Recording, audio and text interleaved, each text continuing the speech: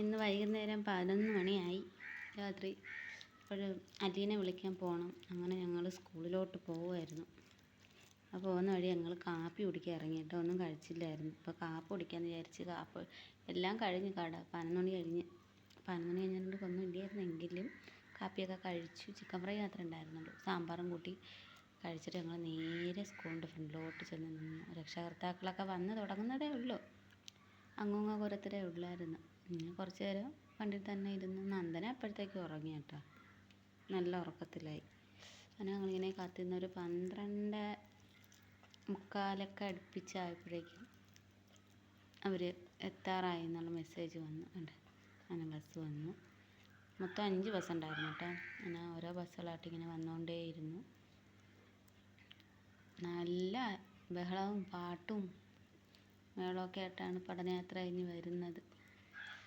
അങ്ങനെ മൂന്നാമത് വന്ന ബസ്സിനകത്തായിരുന്നു അല്ലി.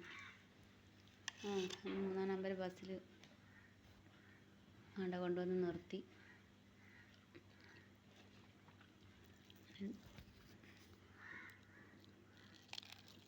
അവളെ വിളിക്കാനായിട്ട് അങ്ങോട്ട് ചെന്നു. അപ്പോഴത്തേക്കും എല്ലാ രക്ഷകർത്താക്കളും എല്ലാവരും വന്ന്. റോഡ് നിറച്ച ആളായിരുന്നു കേട്ടോ. അങ്ങനെ കണ്ട് അവളെ വിളിച്ച് വണ്ടി നന്ദന നല്ല ഉറക്കം. അവളെ വിളിച്ചുണർത്തി.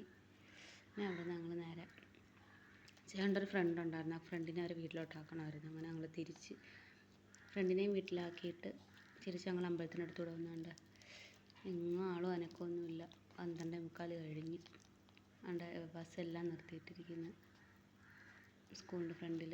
എല്ലാവരും പോയി. ബസ്സുകൾ മാത്രം 5 ബസ്സും ഉണ്ടായിരുന്നു. പിന്നെ അവിടുന്ന് ഞങ്ങൾ നേരെ വീട്ടിലോട്ട് പോവുകയാണ്. പോകുന്ന വഴിയിൽ ബസ്സിലുണ്ടായ കാര്യവും നടന്ന സംഭവങ്ങളെല്ലാം അല്ലി ഓരോന്നായി പറഞ്ഞുകൊണ്ടിരിക്കുകയാണ്. ഇതൊന്നും അറിയാതെ നന്ദ നല്ല ഉറക്കം.